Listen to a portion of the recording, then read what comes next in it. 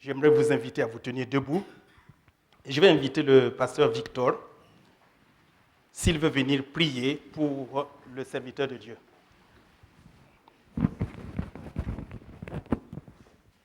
You don't mind. I can pray. Okay. Holy God, Father, this evening we thank you. We give you all the praise and all the glory, the honor you've given unto us this day, the privilege you've given unto us this day, being in the midst of your children. I commit the man of God unto you, Father, that is going to use him this evening as a vessel to reach your nation, that we shall receive something from him, and the blessings of you, God, shall remain in this convention. At the end of the day, we shall say you are the Lord. In Jesus, your name I pray. Amen. Thank you very much. Thank you. Thank you. Alléluia. Alléluia. Vous êtes déjà si fatigué? Oui. Merci beaucoup au pasteur Zida et à maman pasteur qui m'ont encore accordé leur confiance de venir vous parler dans cette convention. Vous savez, la convention, c'est un très grand événement et j'aimerais tout de suite vous dire que vous n'êtes pas seul. Alléluia. Nous ne sommes pas seuls. À l'heure où nous sommes ici, il y a des milliers de gens à travers le monde qui sont en train de se réunir autour de la parole de Dieu comme nous sommes en train de le faire. En Belgique, il y a plus de 3500 personnes maintenant rassemblées dans ce grand centre Saint-Michel pour le même événement que nous célébrons ce soir. Vous n'êtes pas seul. Amen. Alors, il y a deux choses que j'aimerais vous demander. Ça va avec la sono maintenant ou... Remontez. C'est bon? Voilà. Alors, la première chose, c'est... Vous demandez de vous lever, pas maintenant. Je vais vous expliquer pourquoi. Parce que la semaine a été longue pour certaines personnes, n'est-ce pas? Ça a été long, hein? La journée a été aussi longue pour d'autres. Et on est venu un peu fatigué. J'ai vu comment les jeunes gens étaient en train de se trémousser là. Et puis, il y en a qui étaient tellement tranquilles. Parce qu'on est un peu fatigué, n'est-ce pas? Et j'aimerais que nous puissions nous lever et demander que le Seigneur renouvelle chacun d'entre nous. Amen. Est-ce que vous êtes venus à cette convention avec une attente? Est-ce que vous vous attendez à recevoir quelque chose de la part de Dieu? Eh bien, j'aimerais que nous puissions ensemble recevoir les forces que le Saint-Esprit va nous donner. Parce que Dieu renouvelle les forces. Amen. Si vous êtes fatigué, je vous invite à vous lever et ensemble, on peut rechanter ce cantique. Que tes torrents de vie coulent dans mon cœur. Hein? Que les torrents de vie du Seigneur...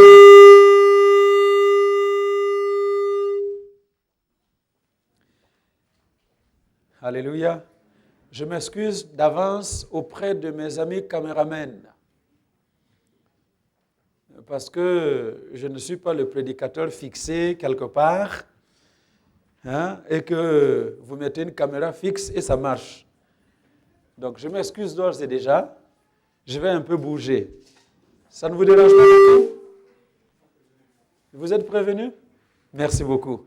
Voilà. Alors donc, nous allons décharger nos fardeaux sur les torrents. Que les torrents du Seigneur coulent sur nous. Et nous allons remettre nos fardeaux au Seigneur ce soir. Si tu te sens lourd, libère. Si tu es malade dans ton corps, remets cette maladie au Seigneur. Si tu es triste à cause d'une situation, remets cette situation au Seigneur ce soir. Quel que soit ce que tu souffres, remets la chose entre les mains de Dieu. Allô? Vous me comprenez? Est-ce que vous savez que si nous remettons nos fardeaux entre les mains du Seigneur, il les prend et il nous libère? C'est lui qui l'a dit. Alléluia. Déchargez-vous sur lui de tous vos... Venez à moi, vous tous qui êtes fatigués, et je vous donnerai... Quelqu'un veut-il du repos ce soir? Quelqu'un veut-il être déchargé ce soir? Eh bien, nous les déposons entre les mains du Seigneur et nous n'allons pas les reprendre. Alléluia. Amen. On y va? Et nous le chantons et chacun dépose ses fardeaux au Seigneur. Si vous êtes malade, écoutez-moi bien. Si vous êtes malade, pendant que nous chantons ce cantique, remettez votre maladie à Jésus. Et je vous garantis qu'avant de vous asseoir, vous serez libérés de ce mal. Alléluia. Vous y croyez? Amen. Si vous êtes malade, pendant que nous le chantons, remettez cette maladie entre les mains du Seigneur. Et je vous le promets, avant de vous asseoir, vous aurez reçu votre guérison. Quel que soit ce que vous avez aujourd'hui. Alléluia. Merci Seigneur. Alléluia. Oui, que cet torrent de vie coule sur nous. Dans mon cœur, Saint-Esprit.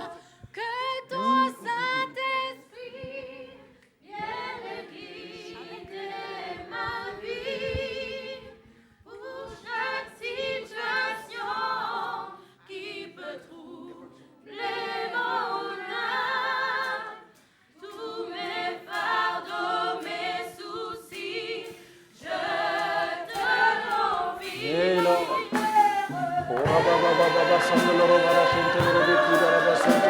Yes. En ce moment, Saint-Esprit. Oh, Rababa, chante le rebeki, Yoruba, chante la Rababa, Rababa, chante. Yene le rebeki, Yoruba, chante le Yoruba, Korea. Oh, right now. Holy Spirit, touch everybody tonight. Touch everybody tonight. Touch our lives tonight. Touch. Ruba, shika, Yoruba, shanta.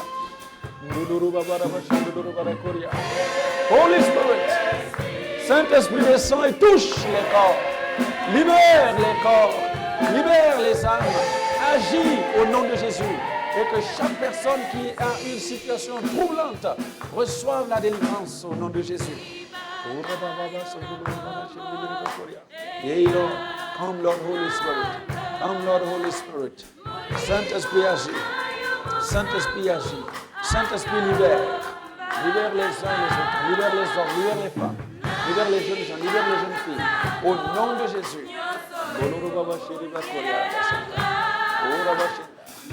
Encore. Encore plus de toi. Encore plus de toi. Encore plus. Saint-Esprit agit. Saint-Esprit agit. Saint-Esprit agit. Yeah.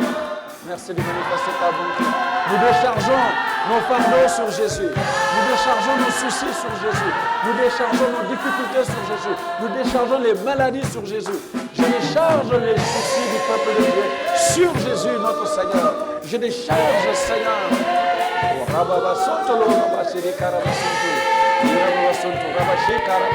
Souffle, Saint-Esprit. Souffle.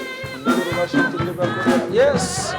Au nom de Jésus, soyez guéris. Au nom de Jésus, de la guérison des sables. Au nom de Jésus, de la puissance de guérison vienne. Au nom de Jésus, de la grâce de la guérison des sables.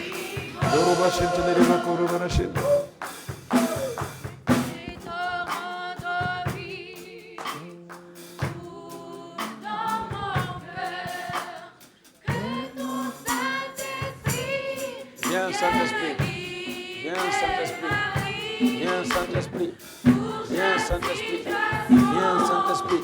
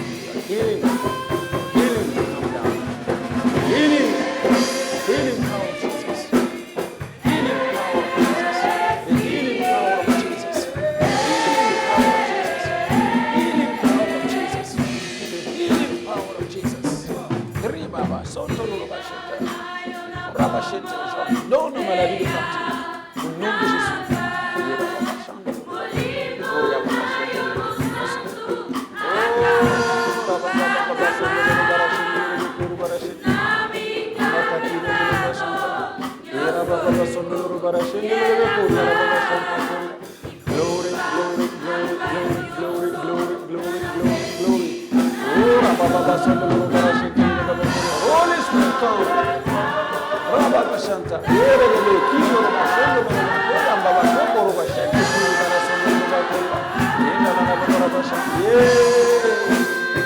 Holy Spirit, we bless you. We bless the name of Jesus. Yes, yes, Christ.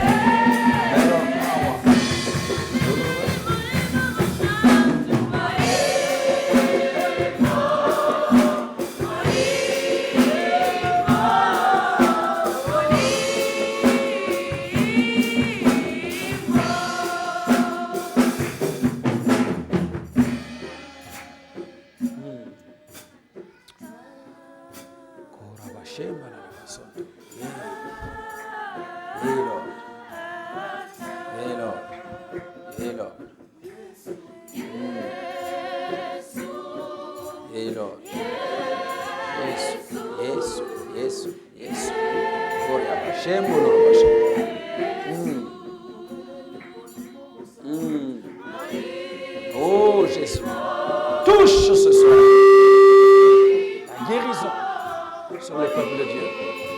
Alléluia. Merci pour la l'onction fraîche. Alléluia. Merci Père. Merci Père. Merci Jésus. Merci Jésus. Soyez renouvelés dans votre corps. Soyez renouvelés dans votre corps au nom de Jésus. Soyez renouvelés dans votre corps. Soyez renouvelés dans votre esprit.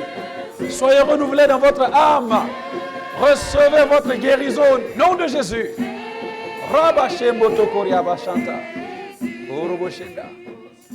Merci pour le renouvellement. Merci pour le renouvellement. Alléluia.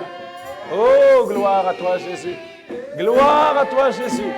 Merci infiniment. Alléluia. Amen. Nous acclamons Jésus. Alléluia. Alléluia. Alléluia. Amen. Je vous prie de vous asseoir. Merci beaucoup d'être venus ce soir. Vous êtes venus à la bonne adresse. Alors, l'autre faveur que je vais vous demander ce soir, c'est de vérifier que votre téléphone est éteint. Hein? Vous avez un GSM? Un Natel, comme on l'appelle ici? Prenez votre Natel. Hein? Regardez, s'il est allumé, éteignez-le s'il vous plaît. Alléluia. Alors, dernière chose que j'aimerais vous demander, ça c'est la plus grosse faveur que je vous demande ce soir. Alléluia. Amen. Vous savez, j'ai été officier des sports de la gendarmerie nationale de Burkina. Et chaque fois que nous allions pour jouer, que ce soit au foot, en athlétisme, au basket, il faut motiver les joueurs. Hein? Et moi-même, j'étais là sur le terrain. Quand il y avait quelqu'un qui faisait une magnifique action, ouais, vas-y, vive la gendarmerie. Et c'est comme ça qu'on faisait. Alléluia. Est-ce que vous pouvez m'encourager ce soir? Alléluia. Alors,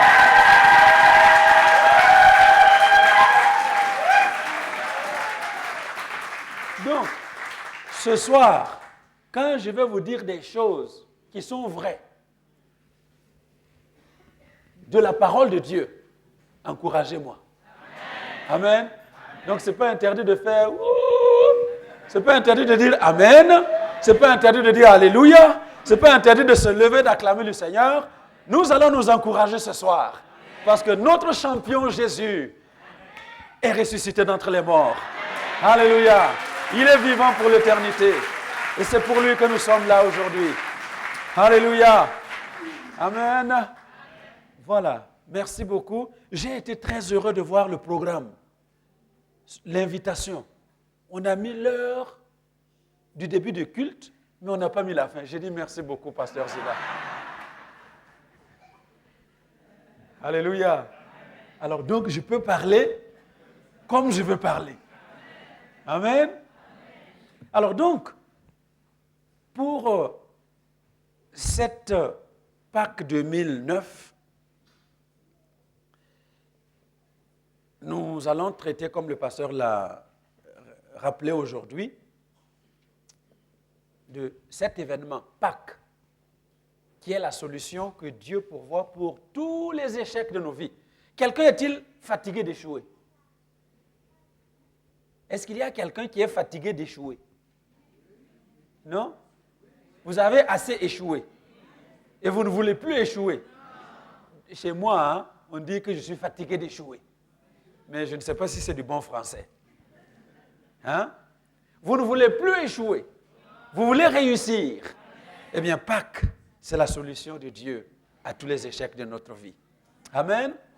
Vous savez, en 1799, 99 pour les Suisses et Belges, Napoléon avait ravagé une bonne partie du continent européen. J'ai dit en quelle année? 1799. Il avait un de ses maréchaux qui était tellement célèbre, qui s'appelait Masséna. Vous connaissez? Ceux qui connaissent l'histoire de Napoléon. Masséna. Donc, c'était un maréchal qui est décrit comme ayant un rare courage et une ténacité extraordinaire. Il aimait les situations périlleuses. Et quand il échouait quelque part, il se comportait comme s'il avait vaincu, parce qu'il va revenir. Eh bien, ce maréchal Masséna, le jour de Pâques 1799, est allé monter sur la ville autrichienne de Feldkirch, à la tête d'une grosse troupe de 18 000 hommes. 18 000 hommes, c'est beaucoup, hein? Et ils sont allés, donc, entourer la ville. Et les habitants se réveillent le jour de Pâques. Le soleil commençant à lancer ses premiers rayons de lumière, ils voient seulement des armes briller au loin. Ils ont compris qu'il y avait une forte armée qui était là pour les attaquer. Bien sûr, toute la ville était en émoi. Le conseil s'est aussitôt réuni et il a vite fait de constater que c'est impossible de se défendre devant une telle armée. Alors ils étaient sur le point de se rendre. Quand le vieux douanier de l'église de la ville de Feldkirch a demandé la parole au milieu du conseil, il dit, mais nous avons examiné toutes sortes de solutions et nous avons vu qu'il n'y a aucune solution humaine. Est-ce que je peux vous proposer que nous nous tournions vers Dieu? Essayons la solution de Dieu pour voir s'il ne fera pas quelque chose pour nous. Et c'était quel jour? Le jour de Pâques. Et ce doyen propose au conseil de faire sonner les cloches de l'église comme un jour ordinaire de Pâques pour convoquer la population de Feldkirch pour venir au service de Pâques comme ils le font tous les ans. Et après hésitation, le conseil a voté la proposition de ce doyen à l'unanimité. Et très bientôt, les cloches ont commencé à sonner dans la ville. Des cloches de joie. Et toute la ville est sortie. Les hommes, les femmes, les enfants, les jeunes gens, tout le monde s'est habillé. Et on envahit les rues pour aller à l'église célébrer Pâques comme ils le font d'habitude. Alors, de l'autre côté, les soldats français sont surpris de voir une telle liesse dans la ville. Et Masséna conclut que l'armée autrichienne a envoyé du renfort à la rescousse de la ville. Et vous savez ce qu'ils ont fait? Ils ont rebroussé chemin. Masséna, un homme intrépide, décrit comme quelqu'un qui aime le péril, il est parti avec ses soldats. La ville qui devait échouer ce jour-là n'a pas échoué. Vous savez pourquoi? Parce qu'ils ont décidé de célébrer Pâques comme ils le font d'habitude. Alléluia. Pâques, c'est vraiment la solution de Dieu aux échecs de nos vies. Et c'est de cela que nous allons parler donc tout le long de ces réunions que nous allons avoir ensemble. Et vous savez bien que quand les Juifs parlent de Pâques, Hein? Et la Pâque des Juifs s'écrit sans S. Quand les Juifs parlent de Pâques, ils parlent de cette fête que Dieu a instituée en souvenir du jour où le peuple d'Israël a été épargné par l'ange de la mort dans le livre de l'Exode, au chapitre 12. Et Dieu a ordonné à Moïse que cet événement devienne un souvenir et qu'il célèbre la Pâque. Quand les Juifs célèbrent la Pâque, ils parlent de la sortie d'Égypte, la naissance d'Israël en tant que peuple. Et plus généralement, c'est la fête de la liberté et de la fin de l'asservissement de l'homme par l'homme. Mais quand nous, les chrétiens, nous parlons de Pâques, avec S cette fois, de quel événement parlons-nous? Nous parlons de la mort et de la résurrection de notre Seigneur Jésus-Christ. Parce que à l'heure où l'agneau de la Pâque juive devait être offert dans le temple, c'est le vendredi saint, comme aujourd'hui, vers midi. C'est à cette heure-là que Jésus a été immolé comme notre Pâque à la croix du Calvaire. Et ce soir, pour introduire ce temps que nous allons passer ensemble, j'aimerais que nous puissions examiner l'importance de la croix du Calvaire dans la résolution des échecs de nos vies. Alléluia. Pour ceux qui prennent note, l'importance de la croix du Calvaire dans la résolution des échecs de nos vies. Je vous invite à lire quelques textes avec moi ce soir. Le premier texte, nous le trouvons dans Jean chapitre 19. Jean 19, versets 17 et 18.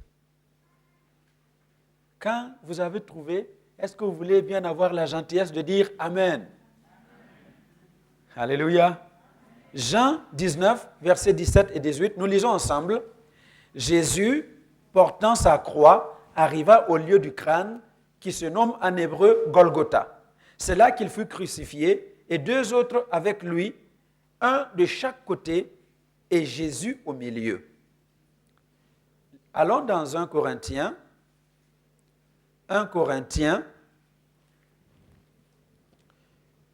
chapitre 1er, versets 17 et 19. 1 Corinthiens, chapitre 1er, versets 17 et 18, pardon. Nous lisons, « Ce n'est pas pour baptiser que Christ m'a envoyé, c'est pour annoncer l'Évangile, et cela sans la sagesse du langage, afin que la croix de Christ ne soit pas rendue vaine. Car la prédication de la croix est une folie pour ceux qui périssent, mais pour nous qui sommes sauvés, elle est une puissance de Dieu. » Alléluia! La croix, c'est une puissance de Dieu pour nous qui sommes sauvés. Au verset 21, « Car, puisque le monde, avec sa sagesse, n'a point connu Dieu dans la sagesse de Dieu, il a plu à Dieu de sauver les croyants par la folie de la prédication. Les Juifs demandent des miracles et les Grecs cherchent la sagesse. Nous prêchons Christ crucifié, scandale pour les Juifs et folie pour les païens, mais puissance de Dieu et sagesse de Dieu pour ceux qui sont appelés tant Juifs que Grecs. Car la folie de Dieu est plus sage que les hommes et la faiblesse de Dieu est plus forte que les hommes. » Chapitre 2, les deux premiers versets. « Pour moi, frères, lorsque je suis allé chez vous, ce n'est pas avec une supériorité de langage ou de sagesse que je suis allé vous annoncer le témoignage de Dieu, car je n'ai pas eu la pensée de savoir parmi vous autre chose que Jésus-Christ et Jésus-Christ crucifié. » Nous terminons avec le texte qui va nous servir de base ce soir, Galates chapitre 6, verset 14. Galates 6, 14. Vous n'avez toujours pas trouvé? Personne n'a dit Amen. Alléluia. Galates 6, 14. Voilà ce que nous lisons. Pour ce qui me concerne, loin de moi la pensée de me glorifier d'une chose, d'autre chose que de la croix de notre Seigneur Jésus-Christ, par qui le monde est crucifié pour moi, comme je le suis pour le monde. Alléluia. Tous ces textes que nous venons de lire nous montrent une chose, c'est l'importance de la croix de Jésus-Christ. Comme nous venons de le lire dans Galates, qu'est-ce que l'apôtre Paul dit? Pour moi, je ne veux me glorifier d'autre chose que de la croix de Jésus-Christ. Se glorifier, ça veut dire quoi? Aidez-moi à parler. Se glorifier. Définissez vite pour moi. Pour les gens du Coteau et les gens des Cublins, vous me connaissez maintenant, non? Hein? Se glorifier, ça veut dire quoi? Se vanter. Se vanter. Parce que vous êtes tellement spirituel, hein, que vous pensez que ces choses-là, ça, c'est pas spirituel. Il ne faut pas dire ce mot-là. C'est ce que l'apôtre Paul a dit. Je ne veux pas me vanter d'autre chose. Je ne veux pas me glorifier d'autre chose que de la croix de Jésus-Christ. Donc, il a une chose dont il se glorifie. Il y a une chose dont il se vante, c'est de la croix de Jésus-Christ. Alors, pourquoi l'apôtre Paul, qui a eu une conversion extraordinaire, un appel unique, décide de ne se glorifier que de la croix de Jésus-Christ? Pourquoi? Eh bien, il doit y avoir des raisons, hein? N'est-ce pas? Parce que lui avait plusieurs raisons de se glorifier, lui, de se vanter. Il pouvait se vanter de sa citoyenneté romaine, par exemple. Il dit qu'il est un citoyen romain. Et vous savez que, à l'époque, être un citoyen romain, c'était mieux que d'être un citoyen américain aujourd'hui. Parce que les citoyens romains étaient respectés. Le citoyen romain ne pouvait pas être maltraité n'importe comment. Il avait de grands privilèges. Il avait des droits particuliers. Et il fallait beaucoup d'argent pour avoir ce droit. D'ailleurs, quand Paul a été arrêté à Jérusalem et que le tribun était en train de le maltraiter avec le centenier, à un moment donné, pendant qu'on le battait de verge, l'apôtre Paul demande, mais est-ce qu'il vous est permis de battre un citoyen romain avant même de l'avoir jugé? Hé, le centenier qui a entendu cela, il court voir le tribun et dit, hé, patron, nous avons commis une grave erreur ici. Cet homme-là, c'est un citoyen romain. Il dit, ah bon? Et le tribun lui-même vient. Il demande, tu es un citoyen romain? Il dit, oui, je suis un citoyen romain. Le tribun dit, et moi, c'est à prix de beaucoup d'argent que j'ai pu acquérir cette citoyenneté romaine. L'apôtre Paul lui dit, moi, je l'ai par naissance. Et il s'est mis à trembler parce qu'il avait maltraité un citoyen romain. L'apôtre Paul aurait pu se dire, ah, je suis un citoyen romain. Comme certains Africains, quand on vient en Europe et qu'on gagne la nationalité. Hein? Tu ne sais pas que je suis belge, moi? Il y a parfois des gens qui viennent à mon bureau, pasteur, j'ai ma nationalité. Et vous ici, devenir suisse, c'est un gros problème. Le jour où vous gagnez la citoyenneté suisse, vous allez venir, pasteur, j'ai eu des galons. Paul aurait pu se vanter de cela, mais il dit non, je ne me vante pas de cette citoyenneté romaine, je me vante seulement d'une chose, la croix de Jésus-Christ. Il aurait pu se vanter de ses connaissances. Vous savez que Paul avait une intelligence extraordinaire. Quand vous lisez les épîtres, vous vous rendez compte de son intelligence, n'est-ce pas? Et il dit aux Juifs, moi, je suis formé au pied de Gamaliel. J'ai été instruit au pied de Gamaliel. Vous savez, à l'époque, Gamaliel, quel est son correspondant aujourd'hui? L'Institut Gamaliel dans sa maison. Quel est le correspondant de l'Institut Gamaliel aujourd'hui? Harvard University. Cambridge University. La Sorbonne. C'était l'équivalent. En Suisse, il y a quoi? Pardon? Voilà. Donc, c'était l'équivalent d'une très grosse université. Et l'apôtre Paul dit, moi, j'ai été instruit au pied de cet homme-là. Il aurait pu s'en vanter, mais il dit non, je ne me vante pas de ma connaissance, de mon intelligence, je me vante seulement d'une chose, la croix de Jésus-Christ. Il aurait pu se vanter de ses performances spirituelles. Si vous cherchez quelqu'un qui a eu des performances spirituelles et vous avez manqué Paul, vous n'avez pas cherché. Ce n'est pas comme nous les pasteurs d'aujourd'hui là. Tu as imposé les mains, et un petit quelqu'un est tombé, tu viens maintenant, vous savez quoi? La dernière fois quand j'étais à Honolulu, j'ai prêché la parole de Dieu, j'ai imposé les mains, les gens sont tombés. Il y a une seule personne qui reçoit la guérison. Laissez-moi vous dire ce que je suis en train de faire. Non, Paul n'était pas comme ça. Il avait des expériences extraordinaires. Mais il dit, je ne me vante pas de ces choses-là. N'est-ce pas? Il dit, je connais un homme qui a été enlevé par l'Esprit de Dieu jusqu'au 3e ciel, dans la présence de Dieu. Je ne sais pas si c'est dans son corps ou si c'est dans son esprit, mais si c'est dans son corps ou dans son esprit, je ne sais pas. Ce que je sais, c'est qu'il a entendu des choses. Il a vu des choses qu'il n'est pas permis de répéter aux hommes sur la terre. Hey, si c'était le pasteur Adama, waouh. Hey, j'arrive ici à la convention de votre convention. C'est par là que je vais commencer. Hey, hier, j'ai été enlevé. Je suis allé au 3e ciel. J'ai vu Jésus à droite de Dieu. N'est-ce pas? Paul dit non, tout ça là, je ne m'en glorifie pas. N'est-ce pas? C'est pour Paul que Dieu a fait un tremblement de terre dans la ville de Philippe. Regardez dans Acte 16. Acte 16. Parce qu'il y a déjà une leçon que je vais tirer là. Acte 16, verset 26. Paul et Silas ont prêché l'évangile. On les a arrêtés, on les a jetés en prison. Et malgré la prison, qu'est-ce qu'ils faisaient? Ils chantaient des cantiques. Hello. Ils chantaient des cantiques. Dis à ton voisin, s'il te plaît, même si tu es en prison, chante des cantiques. Alléluia. Voisin, s'il te plaît, même si tu es en prison, chante des cantiques.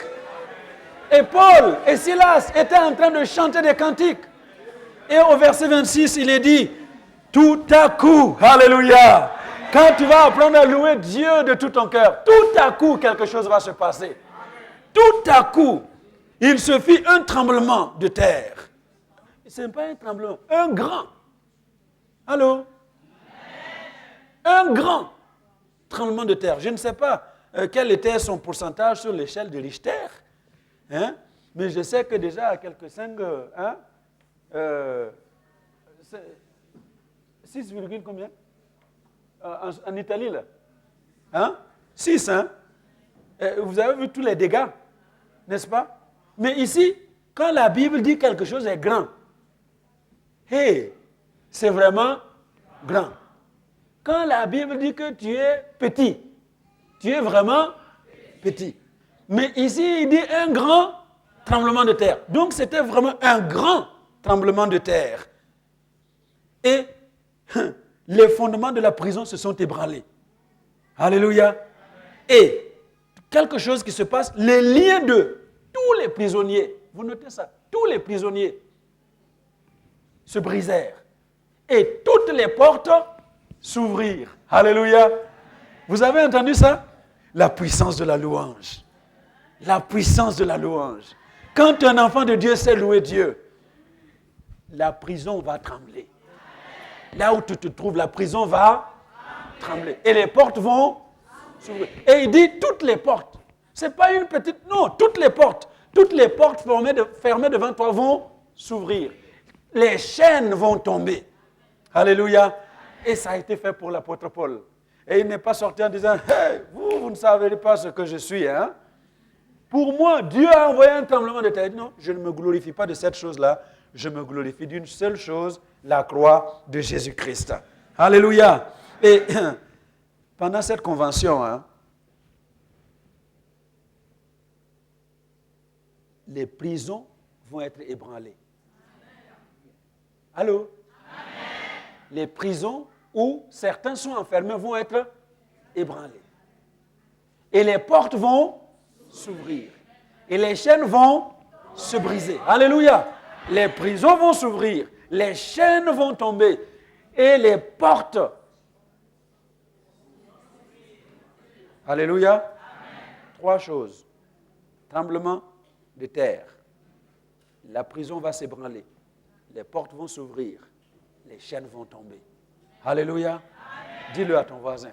Tu vas vivre ces 3 jours pendant ces 3 jours. Amen. Tu vas vivre ces 3 jours, ces 3 choses pendant ces 3 jours. Ta prison va s'ébranler. Dis-le à ton voisin, ta prison va s'ébranler. Les portes vont s'ouvrir pour toi. Et tes chaînes vont tomber. Alléluia. Oh. Gloire à Jésus. Gloire à Jésus. Alors donc, si Paul, qui a eu de telles performances spirituelles, ne voulait même pas se glorifier de toutes ces choses. En fait, dans l'Épître aux Philippiens, il dit que toutes ces choses qui étaient pour lui comme un gain, il les regarde comme de la boue. C'est une perte. Mais il se glorifie d'une seule chose, de la croix de Jésus-Christ. Vous savez pourquoi? Il y a de grandes raisons. Et nous allons en voir 3 ce soir. Amen. Je tiens à terminer les 3 pour que nous puissions attaquer les autres demain. Amen. La première raison pour laquelle l'apôtre Paul ne veut se glorifier que de la croix de Jésus-Christ, c'est parce que la croix est le but pour lequel Jésus-Christ est venu sur la terre.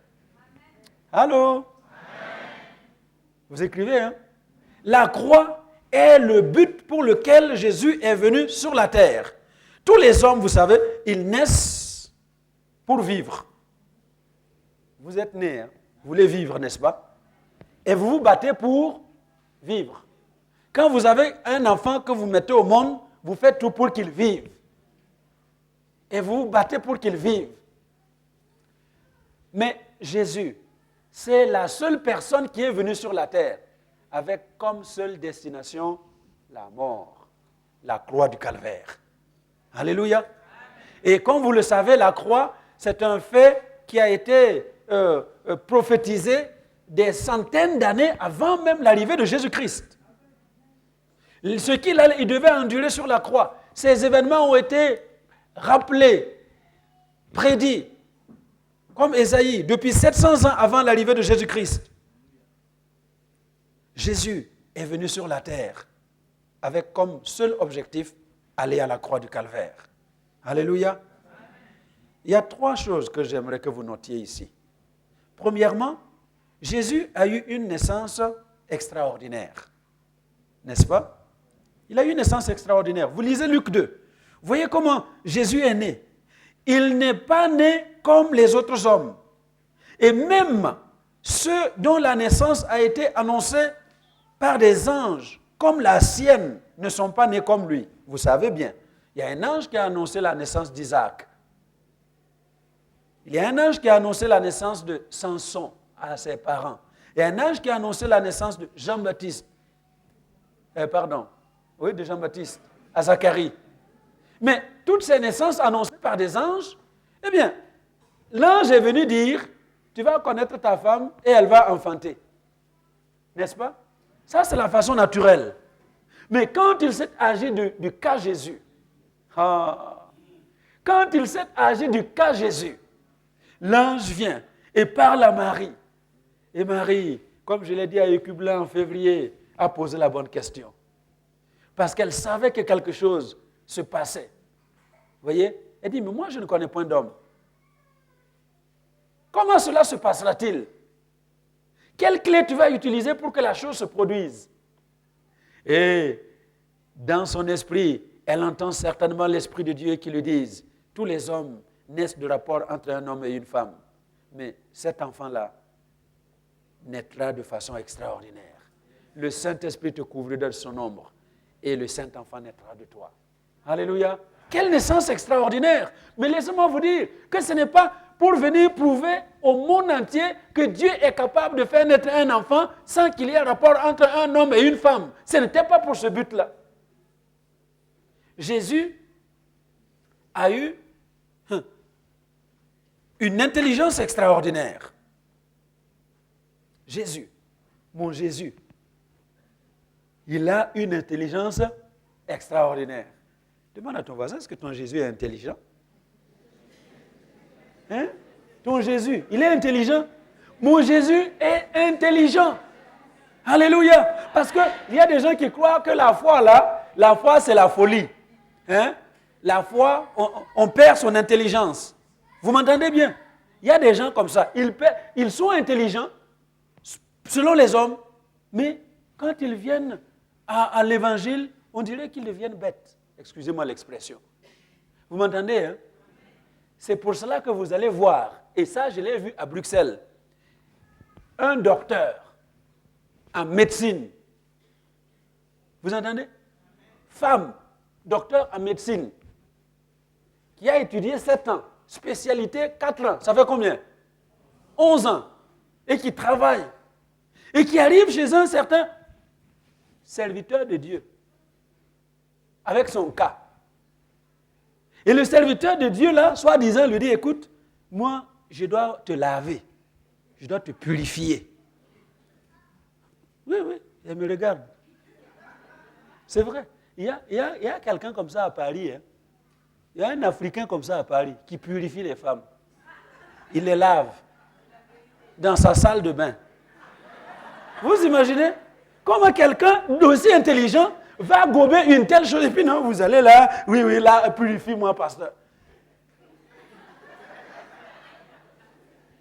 Tes 11 années de médecine ont servi à quoi?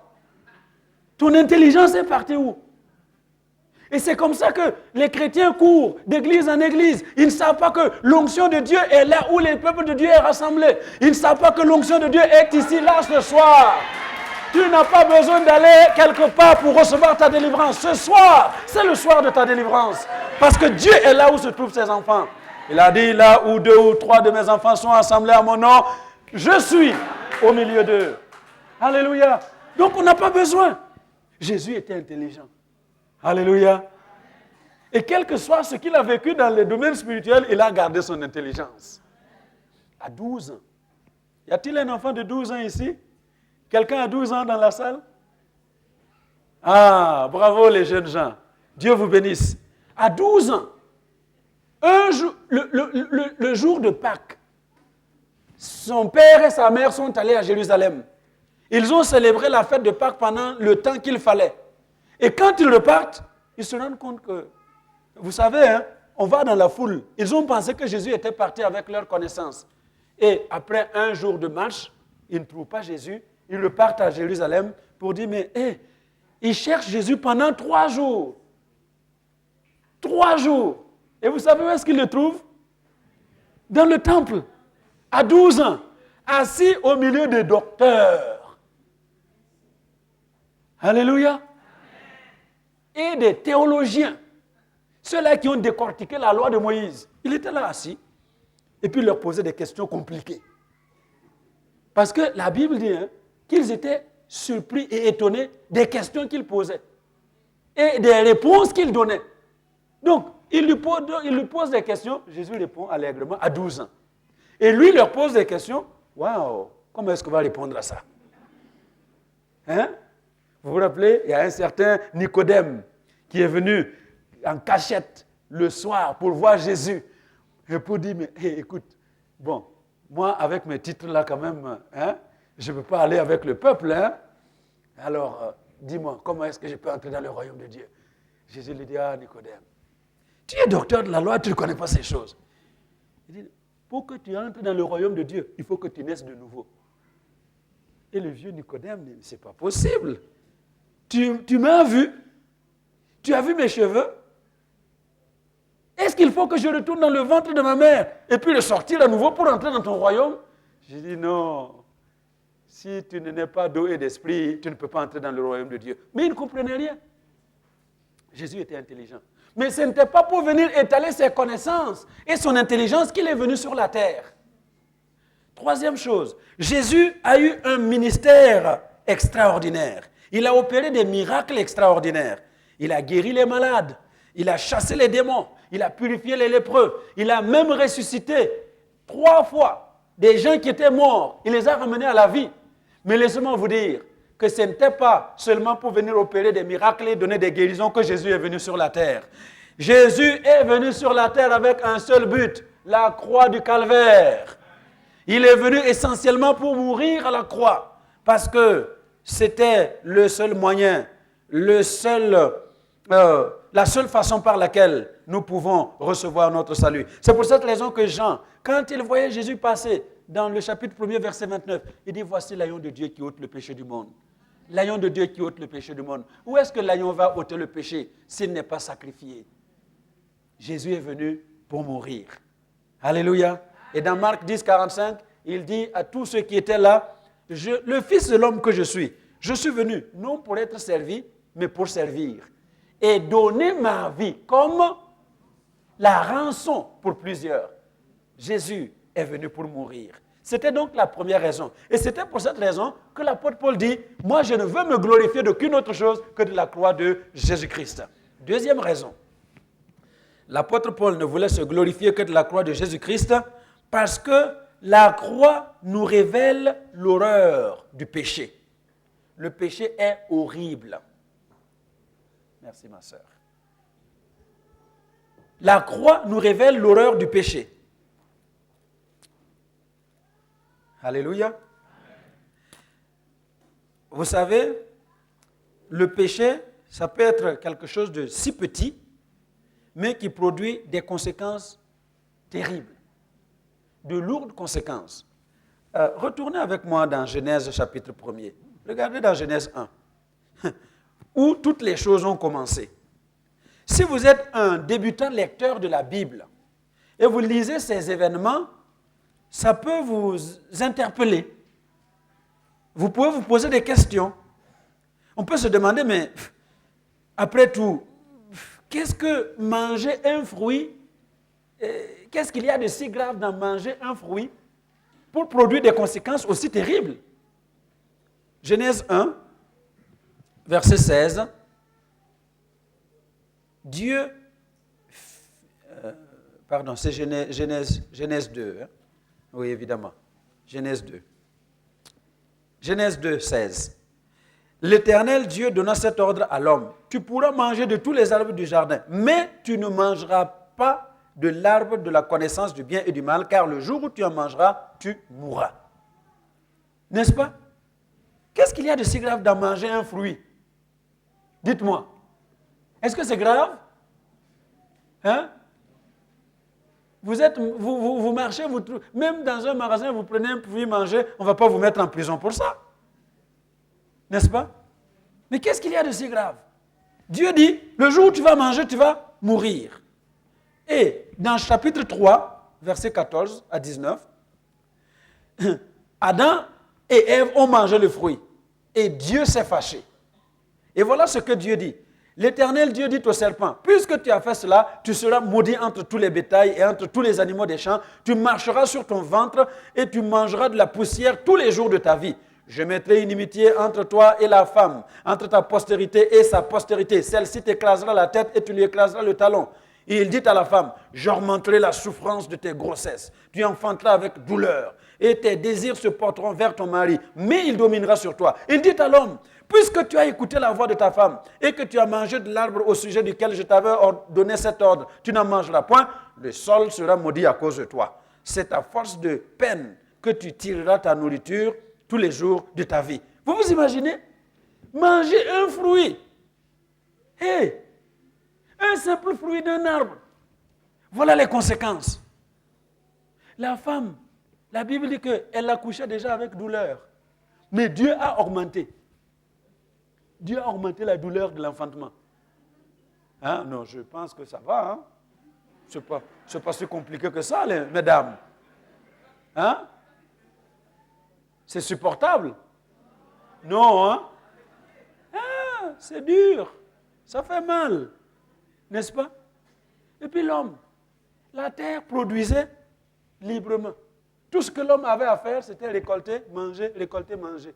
Et Dieu dit, à partir de maintenant, la terre, là, elle va te produire des épines. Et puis, ce sera la sueur de ton front que tu vas manger. Et même aujourd'hui, vous suez même, vous mangez mal, n'est-ce pas? Hein? On se lève le matin, on travaille dur, on se couche tard, et puis, il n'y a même pas assez pour payer les factures. Je ne sais pas si en Suisse, c'est comme en Belgique, mais les factures, que vous travaillez haut, elles arrivent. Que vous ne travaillez pas haut, elles arrivent. Si vous êtes malade, elles s'en fichent. Quel que soit, il n'y a rien. Ça vient seulement, chaque jour. Des papiers roses. Donc tu travailles.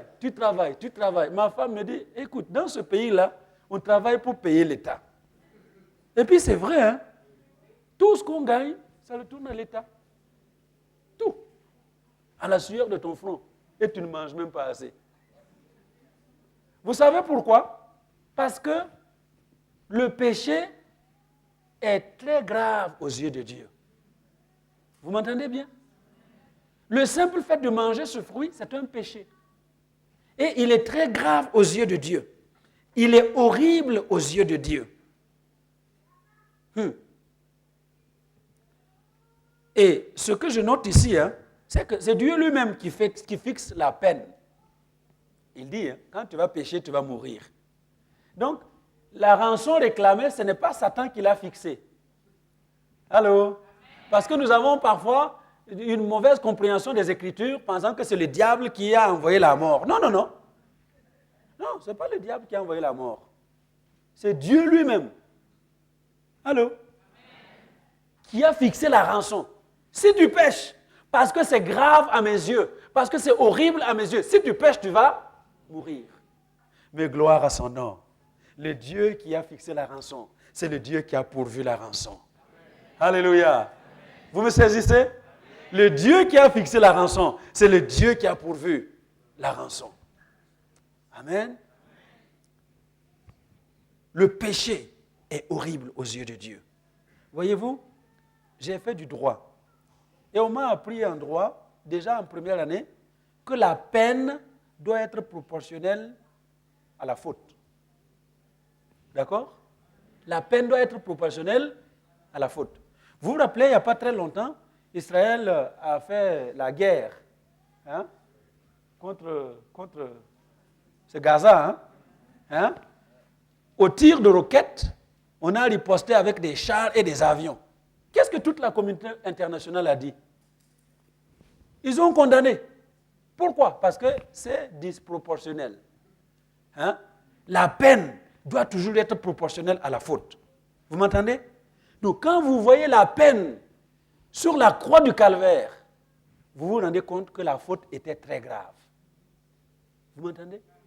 Donc, on ne fusille pas quelqu'un qui a volé une pomme. À moins que cette pomme-là, il y a pomme et pomme, n'est-ce pas? Il y a pomme et pomme. Alléluia. Mais quelqu'un qui cueille une pomme de l'arbre qui mange ne va pas le fusiller. Mais si tu prends une pomme de valeur, on peut te fusiller pour ça. Parce qu'il y a pomme et pomme. Donc, la croix du calvaire nous révèle l'horreur du péché. Comment Dieu déteste le péché. Quand vous voyez le prix qui a été payé à la croix, eh bien, nous voyons que le péché est une chose très grave aux yeux de Dieu. Est-ce que vous me comprenez? Et c'est là où le peuple de Dieu doit être très attentif. Parce que nous avons lu un des textes qui dit qu'il ne faut pas mépriser la croix. Il ne voudrait pas que la croix du Christ soit tenue vaine. C'est ça, hein? Vous savez comment est-ce qu'on rend la croix vaine aux yeux de Dieu? C'est un chrétien qui est conscient que ce que Christ a souffert sur la croix démontre l'horreur que Dieu a du péché et qui continue de pécher. Vous me comprenez? Donc, chaque fois que tu pêches, tu es en train de marcher sur la croix. Oh, Jésus, je m'en fiche. Tu es mort, mais moi, ça ne me regarde pas. Vous m'entendez, hein? C'est vrai, c'est ça que vous faites. C'est ce que nous faisons. On sait que c'est horrible, que Dieu déteste le péché. Et que la seule rançon qu'il a dû payer, c'est la mort de Jésus à la croix. Mais on continue de pécher. Donc on est en train de marcher sur la croix. Qu'il n'en soit plus ainsi dans notre vie, en sortant de cette convention. Alléluia. Qu'il n'en soit plus ainsi en sortant de cette convention. Que chacun prenne la résolution de marcher conformément à ce que Christ a souffert à la croix du calvaire. Il est mort pour que nous vivions. Alléluia. Vous savez, la crucifixion était la mort la plus horrible au monde. Et même le film La Passion du Christ ne relate pas exactement ce que le crucifié endurait. Ça ne relate qu'une infime partie. Mais c'était terrible de mourir à la croix du calvaire. Enfin, à la croix. C'était horrible. Si vous voulez revoir un peu le film des événements qui ont conduit Jésus à la croix, vous allez vous rendre compte que c'était vraiment terrible. C'était terrible. On l'a arrêté dans le jardin de Gethsémane. On l'a conduit chez Caïphe. Et les soldats l'ont battu. Et quand on dit, quand la Bible dit qu'ils l'ont battu, et lui ont donné des soufflets, je vous dis, quand la Bible dit quelque chose, c'est que c'est vraiment quelque chose. Si la Bible dit que les soldats l'ont battu, c'est qu'ils l'ont vraiment battu. Et j'ai été un soldat. Donc je connais la brutalité des militaires. Ils l'ont brutalisé. On l'a battu. On l'a amené chez Pilate. Pilate l'a fait fouetter. Et les mêmes soldats ont continué de le harceler et de l'accabler avec toutes sortes de choses et de souffrances, jusqu'à tresser une couronne avec des épines. Vous vous imaginez? Une couronne avec des épines. Et cette couronne d'épines, ce n'est pas comme les épines des roses là, que vous avez chez vous. Parce que les épines des roses, c'est des gentilles épines. Dans mon pays, on a un arbre épineux qui sort des épines comme ça, 10 cm, 15 cm. Quand j'ai été au nord, là-bas, où ces arbres sont nombreux, tous les jours, la moto était à coller. Oui, parce que les grosses épines comme ça entre seulement. N'est-ce pas? Et c'était des épines de ce genre-là. Ils ont tressé, ils ont mis sur la tête de Jésus. Et puis, la Bible dit qu'ils ont enfoncé cette couronne avec un bâton. Vous m'entendez? Avec un bâton. Comment est-ce que vous vous sentez sur votre tête? La peau de la tête est très sensible. Les femmes le savent, n'est-ce pas? Quand vous prenez un pays rugueux et vous passez même pour les hommes, ça fait mal, Je rappelle toujours cet épisode de ma vie avec mon épouse, le jour de notre mariage. Le jour du mariage. Alors, on est venu la chercher tôt le matin, parce qu'on s'est marié l'après-midi. Donc, tôt le matin. 3 filles, non, elles étaient 6, autour de sa tête, pour faire les histoires des femmes. Voilà, donc on l'a tressé, et puis on lui a mis des histoires, c'était très joli. C'était vraiment joli, pour son mariage. Alléluia. Elle était coquette comme vous ne pouvez pas vous imaginer. Et puis je l'ai amenée pour le mariage. Et on s'est mariés à la mairie. On a été se marier à l'église. On a été faire la fête. Et puis on est arrivé à la maison le soir. Vous savez ce qui s'est passé? J'ai coupé, je les ai coupés la nuit.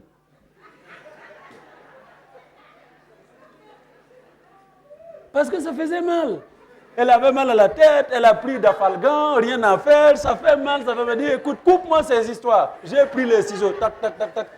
C'est pour vous dire, la peau de la tête est très sensible.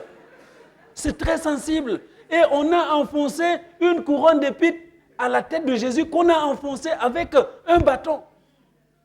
Et on l'a amené avec sa croix à la croix, sur le lieu du calvaire.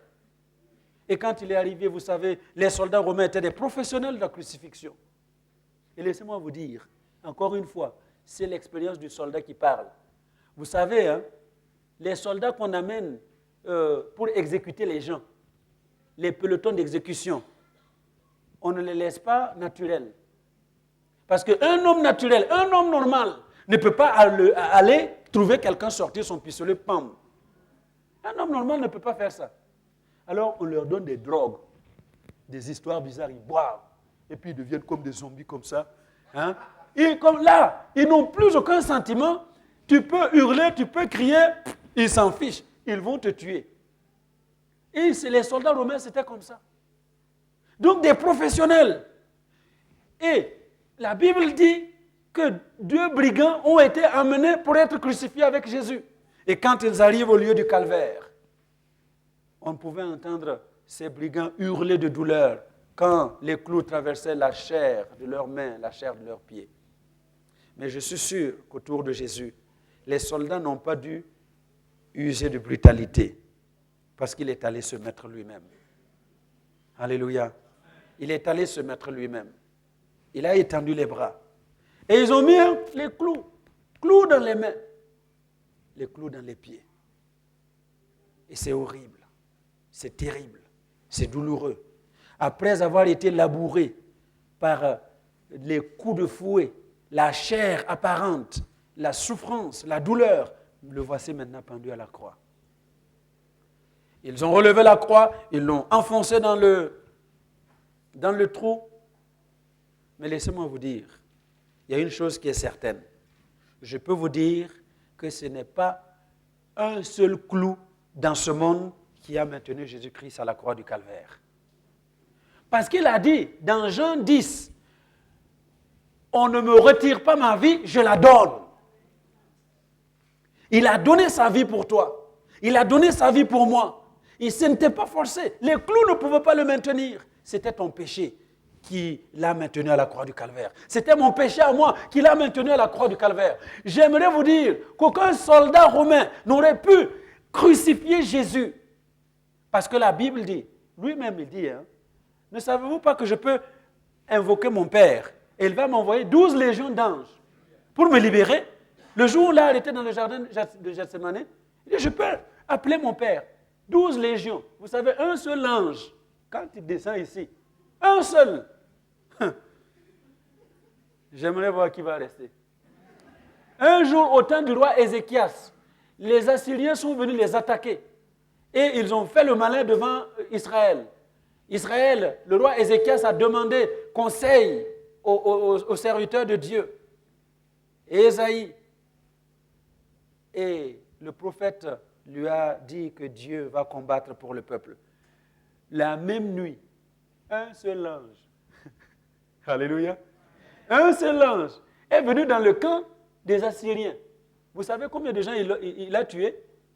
185 000. Allô? Un seul ange, 185 000 morts dans le camp des ennemis d'Israël. Et ici, il dit, je peux invoquer mon Père. Il va envoyer 12 légions d'anges. Ce n'est pas un soldat qui l'a gardé à la croix. Ce ne sont pas les clous qui l'ont gardé à la croix. C'est ton péché. C'est mon péché. Ce péché caché là, dans ta vie, que tu ne veux pas confesser à Dieu. Ce péché que tu aimes. Vous savez, il y a des péchés que nous aimons. Le péché qui dure dans ta vie, c'est celui que tu aimes. Tu viens tout d'un, pasteur, prie pour moi, j'ai fait ça.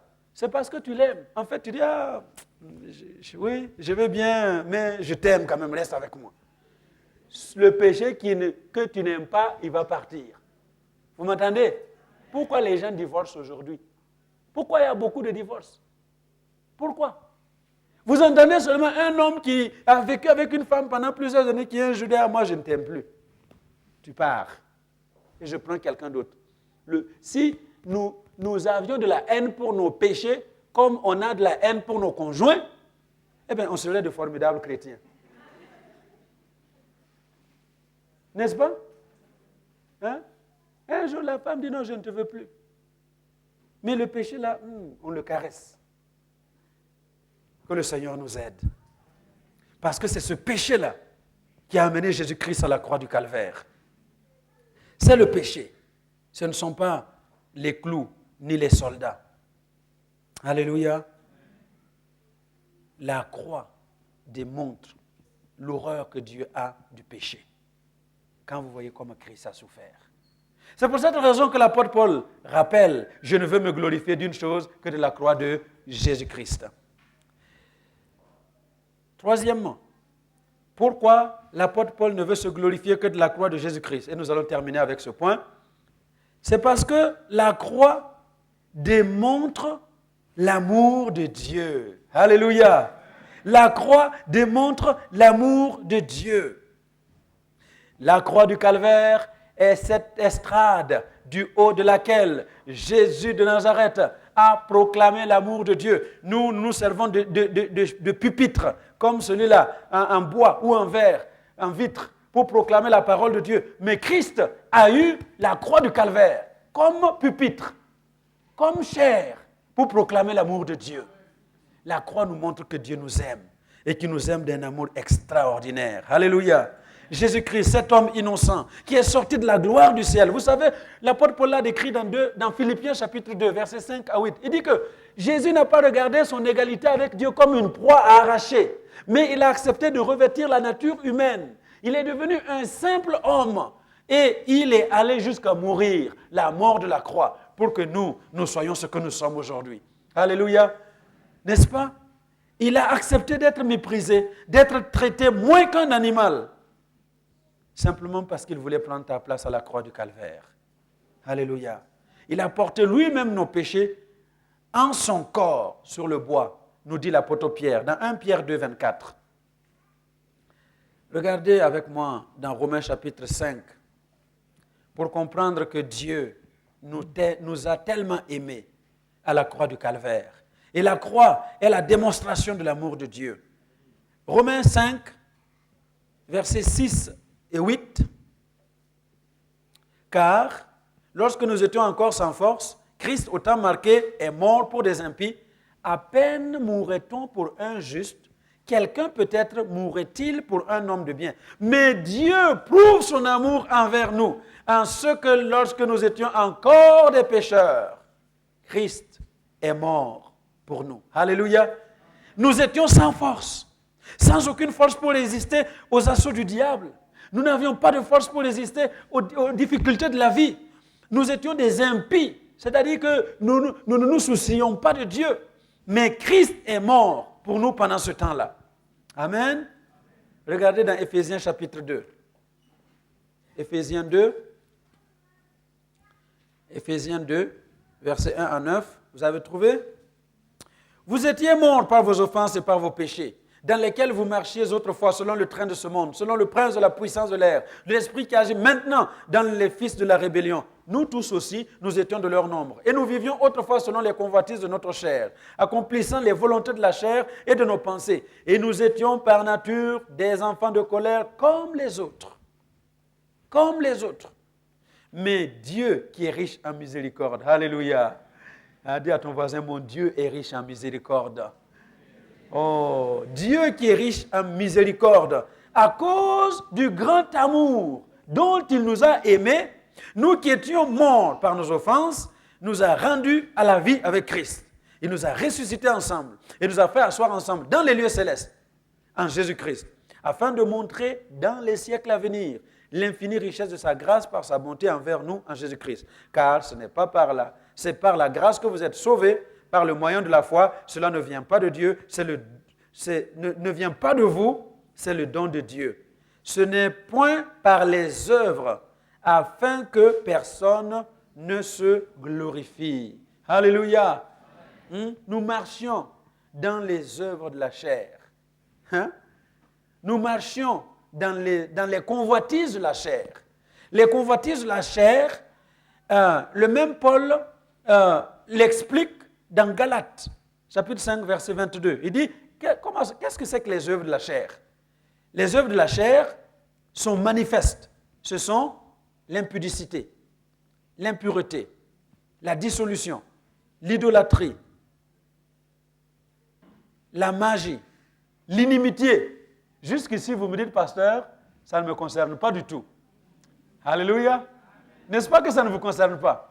Jusqu'ici, tout ce que j'ai dit ne vous concerne pas. Mais voyez la suite. Les querelles. Allô?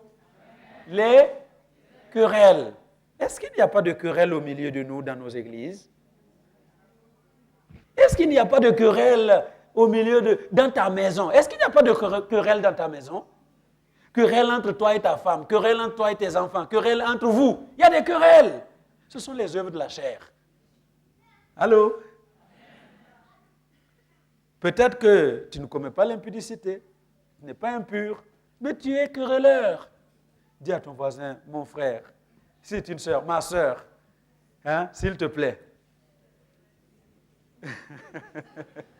arrête d'être querelleur.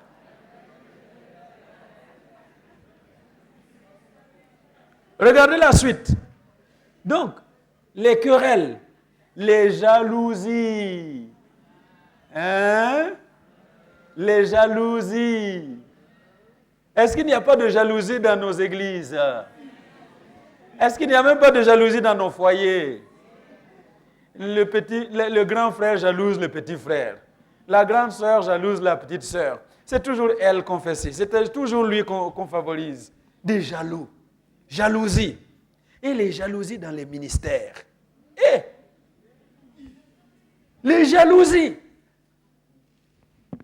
Je ne sais pas si ici c'est comme enfin, c'est pareil, hein? Comment on appelle ça en lingala, là? Comment on appelle ça en lingala? Hein? Non. Le maïs, comment on dit? Masano.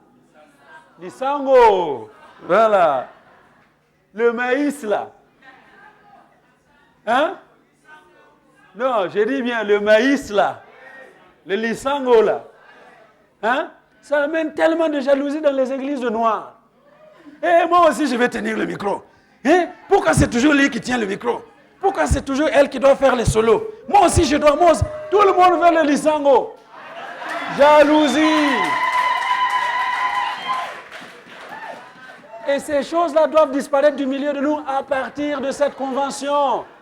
Alléluia. Même les ministères, les pasteurs entre eux se jalousent. Non, pas ici. Pas ici. Mais les pasteurs se jalousent. Hein? C'est pour cela qu'il y a des imitateurs. Hein? On veut sauter comme tel, on veut prêcher comme tel, on veut faire comme tel. N'est-ce pas? Jalousie. Les œuvres de la chair. Et puis les animosités, les disputes, les divisions, les sectes, les envies, l'ivrognerie, les excès de table et les autres choses semblables. Et nous étions comme ça. Mais Christ nous a aimés. Alléluia. Et la croix, c'est là où il a prêché l'amour de Dieu pour nous. Je suis là ce soir pour vous dire, bien-aimés, que Dieu nous aime. Amen. Dis à ton voisin, Dieu t'aime. Dieu t'aime. Dieu t'aime. Et vraiment, il t'aime. Que personne ne parte de ce lieu ce soir pensant que Dieu l'a oublié, pensant que Dieu a des favoris, qu'il aime seulement les autres, mais que moi, je ne suis pas aimé. Dieu t'aime autant qu'il aime les autres. Alléluia. Dieu t'aime. Mais vous savez pourquoi Dieu vous aime? Allô? Est-ce que vous savez pourquoi Dieu nous aime? Parce qu'il nous a créés à son image. Alléluia. Alléluia. Il nous a créés à son image. Vous voyez, quand Dieu regarde mon frère, vous savez qui il voit? Oh, quand Dieu le regarde, il doit voir qui? Il doit voir lui-même. Alléluia. Donc, quand Dieu te regarde, qu'est-ce que Dieu doit voir? Dieu doit voir lui-même. Vous m'entendez? Il nous a créés à son image. Donc, quand il nous regarde, il doit se voir. Et maintenant, est-ce que quand Dieu te regarde, il peut se voir?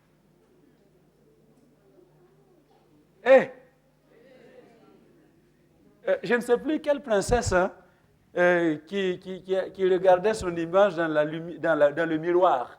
Hein? J'ai oublié, c'est quoi? C'est Blanche-Neige. Hein? Elle regardait dans le miroir et puis elle ne se reconnaissait pas.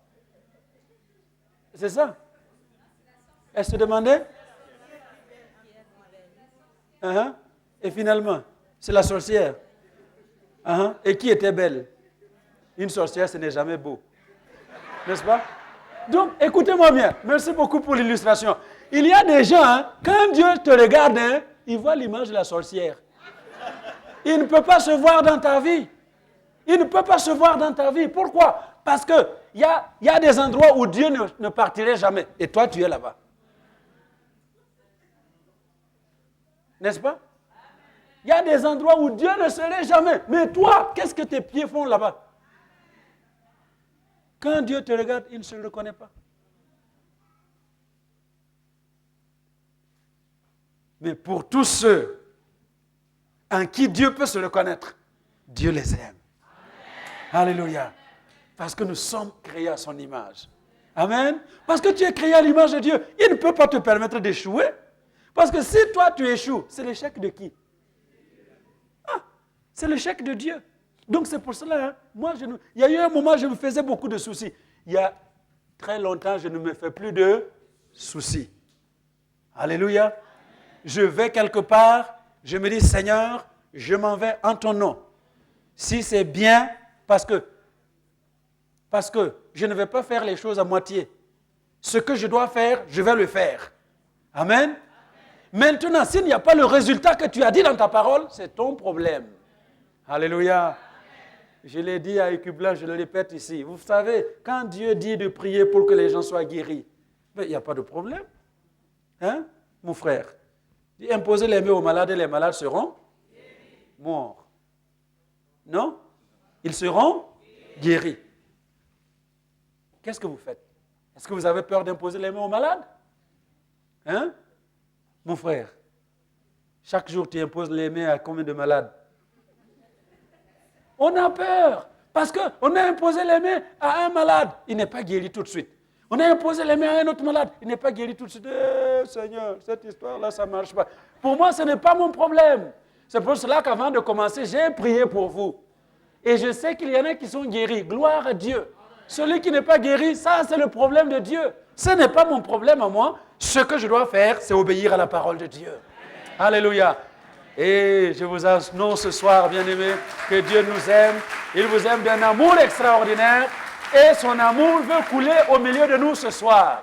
Et pour cette première session, j'aimerais que nous puissions nous lever et demander que l'amour de Dieu coule dans nos vies. Que l'amour de Dieu coule sur les hommes et les femmes. Que l'amour de Dieu coule tout le long de cette convention. Que chaque personne qui viendra ici puisse expérimenter l'amour de Dieu. Parce que Christ est mort à la croix pour nous révéler que Dieu nous a aimés. Et il continue de nous aimer. Et nous aimera jusqu'à la fin. Alléluia! Quelqu'un a compris quelque chose ce soir? Alors nous pouvons nous réjouir de la croix du Calvaire. Nous pouvons nous vanter de la croix du Calvaire. Parce qu'à la croix, Jésus est venu pour mourir. C'était son objectif. Amen. Deuxièmement, parce qu'à la croix, nous voyons comment Dieu déteste le péché. Donc chaque fois que tu es tenté de faire un péché, jette un coup d'œil à la croix du Calvaire. Hein? Vous m'entendez? Alléluia. Amen. Il y a 2 samedis, j'ai été invité dans une fête d'anniversaire. Hein? Vous savez, il y a des gens qui aiment bien, hein? Un enfant qui a 3 ans, un grand anniversaire, et puis il a invité les gens. Et j'ai dit oui, je viens. Donc je suis arrivé. C'était plein de gens. J'ai d'abord vu dans le jardin,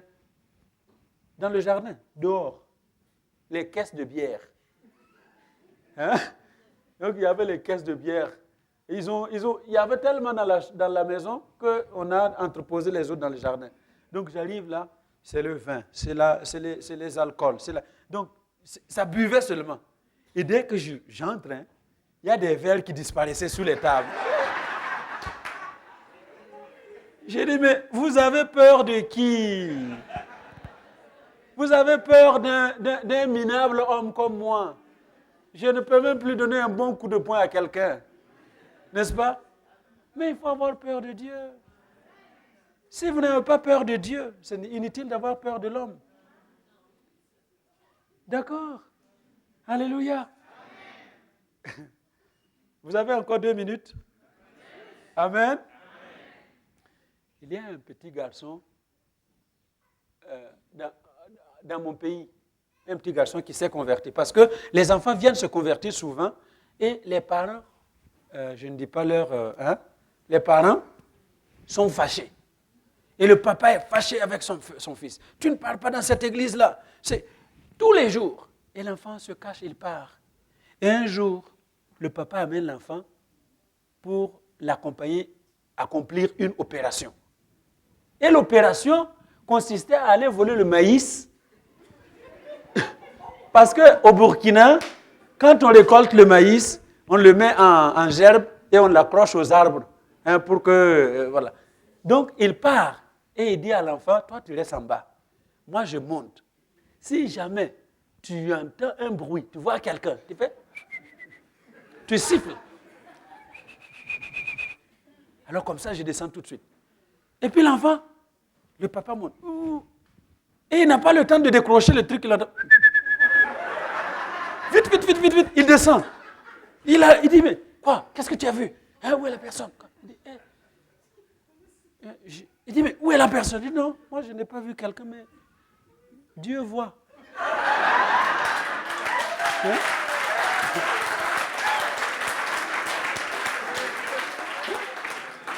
Il n'y a pas quelqu'un pour te voir ici, mais il y a quelqu'un en haut qui te voit. Et l'homme, vous savez comment il a bousculé l'enfant, et puis ils sont partis. Il s'est converti. Hein? Ce monsieur s'est converti par le témoignage de son fils. Hein? Alors, s'il vous plaît, après cette soirée, comprenons que Dieu nous aime. Et parce qu'il nous aime, il y a des choses que je ne peux plus faire. Amen. Il y a des endroits où je ne peux plus aller.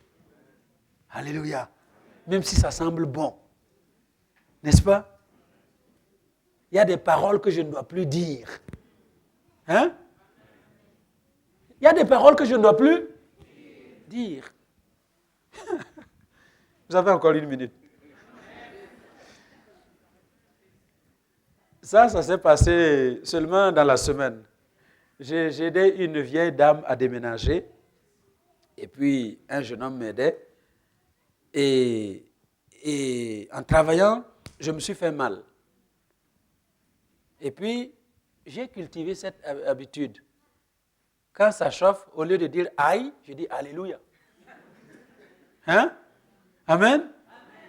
Et puis il dit, je te raconte une histoire. Donc, il y a un pasteur qui était en train de travailler dans son garage. Et il voit deux jeunes garçons de l'autre côté de la rue qui sont là en train de le regarder. Et il a travaillé jusqu'au soir. Les enfants n'ont pas bougé de leur place là jusqu'au soir. Quand il a fini, il va leur demander, pourquoi vous êtes restés là à me regarder pendant tout ce temps? Il dit, pasteur, nous on voulait voir quel est le juron qui sort de la bouche d'un pasteur quand il se tape le doigt avec un marteau. Hein? Vous savez, hein?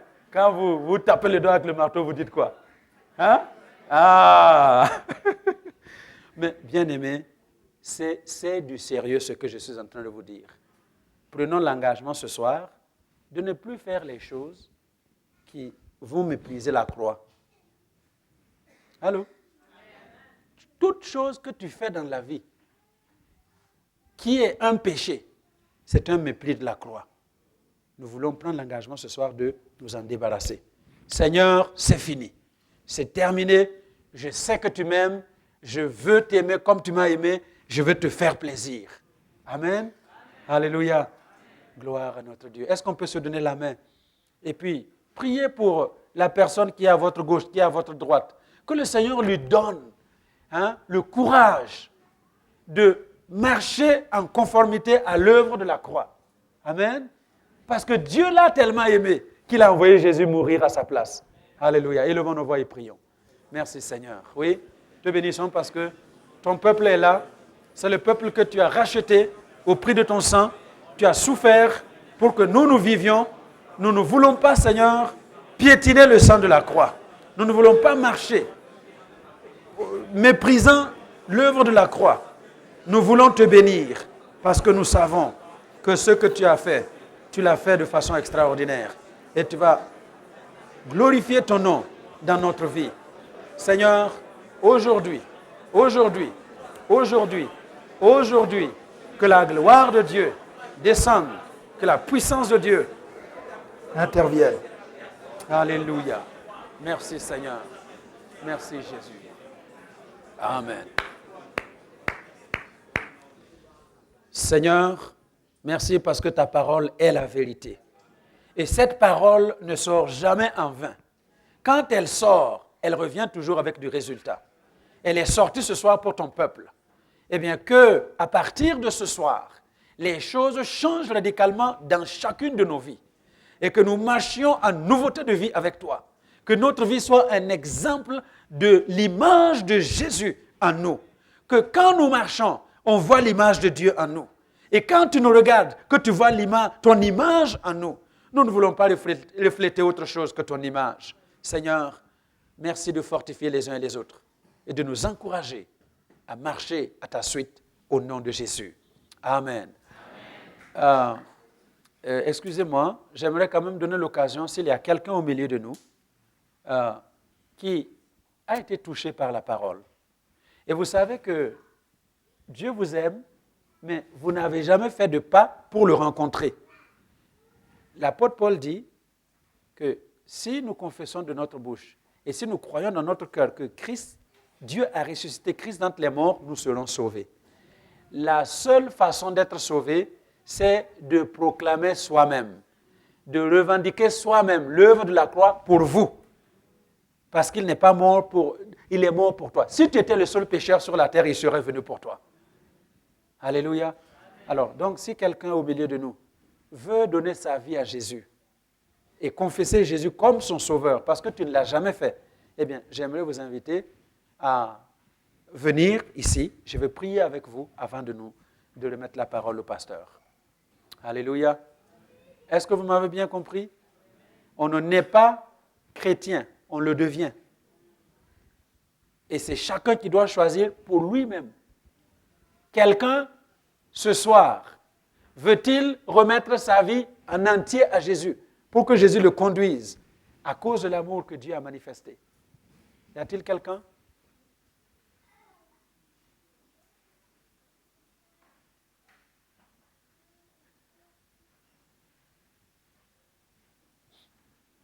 N'ayez pas honte.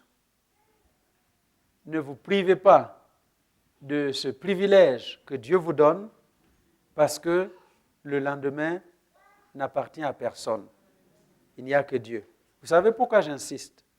Parce que je sais que Moody, l'évangéliste Moody, à Chicago, en 1765, je crois, il a prêché un soir dans une salle et une grande foule qui l'écoutait.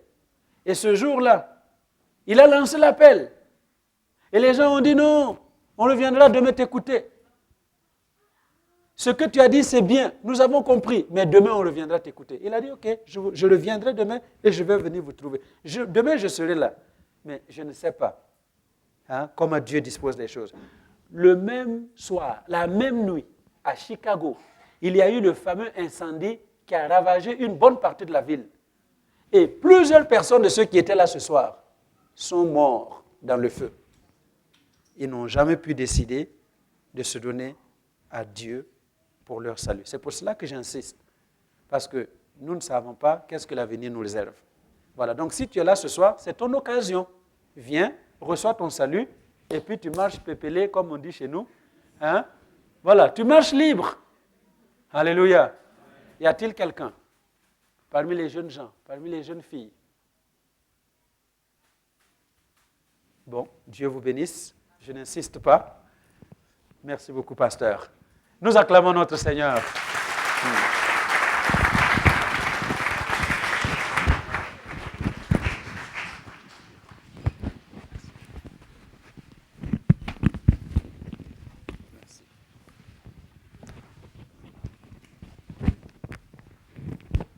Gloire à Dieu.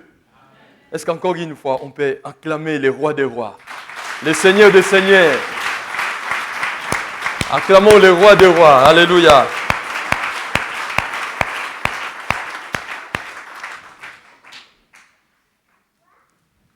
Nous disons merci à notre Seigneur Jésus, mais aussi merci à l'homme de Dieu, Pasteur Adama, pour cette première. Que Dieu vous bénisse et qu'il vous renouvelle. Amen. Nous croyons que le Seigneur nous réserve encore de bonnes choses, qu'à lui seul soit toute la gloire. Amen. Voilà. Je vais inviter les groupes de louanges à prendre place, parce que nous allons, avant de terminer notre soirée, nous voulons aussi participer aux offrandes, donc donner tout ce que nous avons préparé depuis la maison, ce que le Seigneur nous met à cœur pour soutenir notre convention, et nous voulons donner de tout notre cœur. Et pendant que le groupe se prépare, vous vous préparez aussi, je vais profiter pour vous faire deux annonces. Je vais profiter pour vous